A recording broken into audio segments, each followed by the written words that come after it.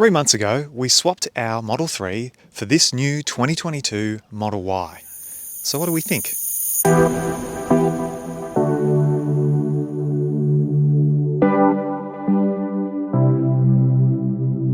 Well, for starters, this car has been such a pleasure to drive. I really do prefer being higher up in this bigger car.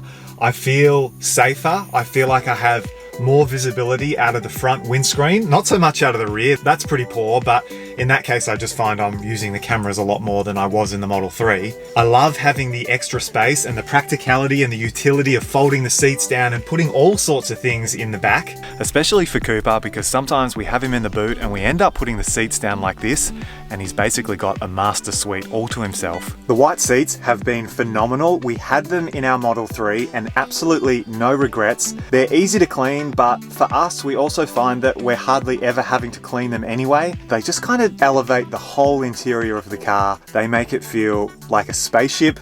They bring a lot more light into the car. It feels more modern, more fresh, more exciting. Obviously, a lot of people have concerns about trying to keep the white clean. For our experience, this is not an issue, it hasn't been a problem at all. You can spill whatever you want on these seats and it wipes right off. The black interior also does come with a wood grain finish at the front, which personally we're not massive fans of. You can get some accessories to cover that up, but the good thing about the white interior is it just has that really minimal, subtle, sort of like metallic finish to the dash. I also just love the look of this car. Like, I've always been a massive fan of the Model Y, but now owning one and getting to look at it every day, it's somehow grown on me even more. I think having the white interior with the white exterior and the black induction wheels really does look amazing. That being said, these wheels are actually quite hard to keep clean, and now that I've seen some of the third-party options where you can replace those Gemini wheels with something that looks pretty similar to this, and you get the benefit of the 19 inches with a slightly softer ride, not a bad option. One thing I do find a little bit strange, and I'm not sure if you can tell in the video, but basically the rear windows have a very strong tint and then the front windows have a very minimal tint. It kind of looks a little bit weird, and the more I look at it, the more I find it odd. But I know other people have gone and got third-party tinting to the front to kind of make it match up a little bit better. Probably the most disappointing issue so far in the Y has been the paint. Now, this was actually an issue with our Model 3 as well. For whatever reason, the white is very susceptible to stone chips. I don't know if it's a thinner type of paint. Owning this car for such a small amount of time already, we've got some massive stone chips that we need to look at getting fixed. So if you are considering getting a paint protection film and a ceramic coating, that would be ideal. Wish we had thought about it, we had got some quotes. It's not a cheap exercise, so I think that's where the frustration comes from, because you pay so much for this car, you kind of feel like the paint should be a high quality. I do actually have some touch-up paint that Jawa have sent me, so I'll be featuring that in an upcoming video. I'm excited to give that a shot. And if you are in the market for any sort of Tesla accessories, I would highly recommend checking out Jawa and using my discount code. We've got the tray insert, which we absolutely love. We even got this matching Jawa umbrella, which they make in all the Tesla colors. They just make really high quality Tesla accessories. The packaging's really nice. I think, yeah, I would recommend Jawa to anyone that's looking for some of these Tesla accessories. We actually learnt recently that when you are driving on Autopilot and you want the car to update to the current speed limit, instead of tapping the touchscreen, which we used to do, we used to tap that little speed sign, all you have to do now, and this has probably been a feature for a while, but we never knew, is you just hold down the right stalk for about 3 to 4 seconds and the speed will update to the current speed zone, which is actually really handy. We use it all the time. There's also a really easy way to customize your menu items at the bottom, and it took me a while to work this out, but you basically just hold down on one of these and then all of these other options, which we've now moved into the dock, would be up here. And so if you want a shortcut to the windscreen wipers or the heated steering wheel or whatever, you can just drag them down to the dock. One small thing about the Y that's also really nice is just how much easier it is to get in and out of the car, especially if you're filming a lot of Tesla YouTube.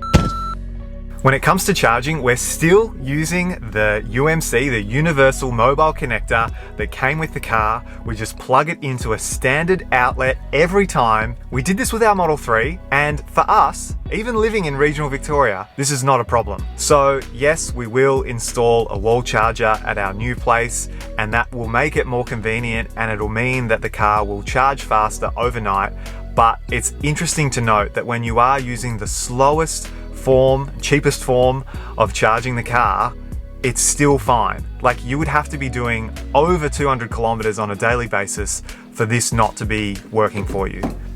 One thing that is apparent with Teslas is that everything is on the touchscreen, so it can be a little bit challenging at times to use the touchscreen while you're driving and while you're trying to concentrate on the road. This is something that a lot of people have messaged me about. I do believe that you get used to it within a matter of weeks, and that it's actually quite cool to have everything centralized on that touchscreen, especially for our generation. But yeah, just keep that in mind. It can be challenging, especially for older demographics. You're trying to get used to like this massive iPad to control the entire car. Something that's great about the Teslas is the massive reversing cameras that you get, and let me demonstrate why. Just yesterday, Cooper ran around the side of the house and came right behind the car, and if it wasn't for those side view cameras as well as the rear view camera that you get, I wouldn't have noticed him, and that could have ended really badly. So very grateful for an example like this where you have such visibility around the car. Now, one of my recent videos was about an entire wish list of things I want Tesla to try and update in the future, and a lot of those were software related, and that was a couple of weeks ago. We're already starting to see some amazing rumors and improvements come out. One of them being that now dog mode and Sentry mode work together, which is what I requested in my video. The other one that's been rumored in the last few days is that Apple Music is coming to Teslas, which is very exciting. A bit of a game changer for us using Apple Music all the time we're in the car. We're not able to natively use it on the touchscreen, but soon we'll be able to. And another promising change, which I've heard rumors of, is that there's been improvements to the auto high beam functionality, and so users overseas are noticing there's been some really good differences. Yesterday in the mail, we received a pretty cool product. This is from Willy and Bear, and it's something that we need in our lives because Paige and I both have these massive drink bottles from Frank Green, and look at this. What a game changer. Instead of it rolling around the car like it has for the past several months, we've now got a perfect spot for it, and these are made from 100% recycled plastics. So yeah, use my discount code Ryan15 if you want to get one for yourself. They fit perfectly in the Tesla. If you've made it this far in the video, good on you. I have two updates for you. Firstly, this coming Saturday is my Melbourne Tesla meetup. It's just a casual get together at Central Park in Melbourne East. It's going to be heaps of Teslas there. It's a good opportunity to meet other people, see everyone's accessories. Should be super fun, so looking forward to that.